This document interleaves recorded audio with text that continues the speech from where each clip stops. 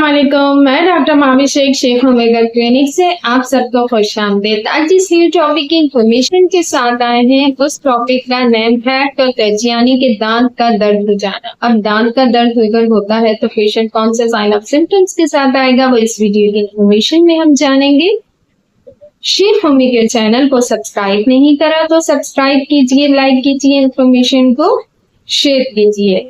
Start लेते हैं अपनी वीडियो का कि अगर कोई भी पेशेंट आपके पास आता है दांत की तकलीफ के साथ आ रहा है, वो आपके पास कंप्लेन ये करेगा कि अगर वो कुछ ठंडा खाता है तो दांत में लगता है, कुछ चीज गर्म अगर वो पी रहा है, सपोज जैसे टी है, कॉफी है या कोई भी ऐसी अशिया का इस्तेमाल कर रहा है तो वो टिप में जाके लग रही है।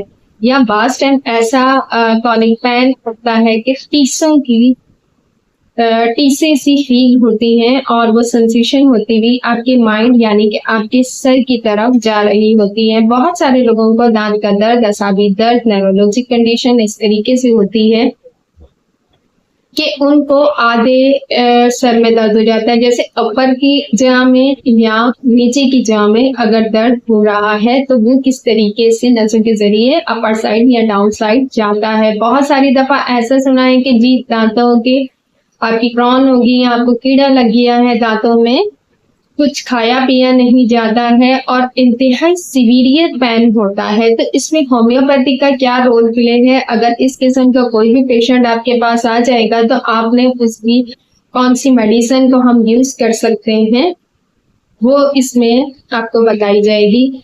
ये पेशेंट किसी भी एज का हो सकता है और इस पेशेंट को कभी भी ये प्रॉब्लम्स हो सकती है। बहुत सारी दफा आपने ये भी सुना होगा कि दांत कमजोर हो गए हैं, दांतों में स्पेस आना शुरू हो गया, दांतों में झिल्लियां लग गई हैं, दांत सियाह हो चुके हैं। छोटे बच्चे जब चॉकलेट वगैरह का इस्तेमाल ज्यादा, कैंडी वगैरह का इस्तेमाल ज्यादा करते हैं तो भी इस तरीके की प्रॉब्लम होती है। बहुत सारे छोटे बच्चे ऐसे होते हैं जिनके टीथ की ग्रोथ बिल्कुल ठीक नहीं होती है क्योंकि उनमें कैल्शियम की डेफिशिएंसी हो रही होती है। सेकंड ये कि HCl बिल्कुल सही तरीके से नहीं होता, उसकी वजह से भी ये प्रॉब्लम हो सकती है। अब इसकी वीकनेस होने की वजह से दांतों का झड़ना, दांतों का सियाह होना, काला होना या उनकी ग्रोथ सही नहीं होना या उनको सही तरीके से प्रॉपर्ली ना निकलना, से आगे पीछे हो जाना, ये भी आ जाता है। बहुत सारे बच्चों को ऐसा होता है जो बेड फीडिंग वाले होते हैं, उनकी भी टिप की बहुत ज्यादा प्रॉब्लम्स होती है, उनके दांत भी अक्सर औकात सियाह रहते हैं क्योंकि जब हम इसको हाइजेनिक नहीं रखते, इसकी क्लीनिंग का ख्याल नहीं रखते, इसकी सफाई का ख्याल नहीं रखते या जर्म्स होने की ज्यादा कंडीशन होती है तो भी कीड़ा लगने के चांसेस ज्यादा होते हैं और वो इस किस्म की पैन में मुब्तला हो सकते हैं। होम्योपैथी का रोल प्ले इसमें ऐसा है कि बहुत अच्छी बेस पे अगर आपके मुंह से स्पंज ज्यादा आ रहा है तो मर्क साल का इस्तेमाल कर सकते हैं, बेलाडोना यूज कर सकते हैं, प्लांटिगो यूज कर सकते हैं, स्टेफी सिग्रिया यूज कर सकते हैं, करिएजुड का इस्तेमाल कर सकते हैं।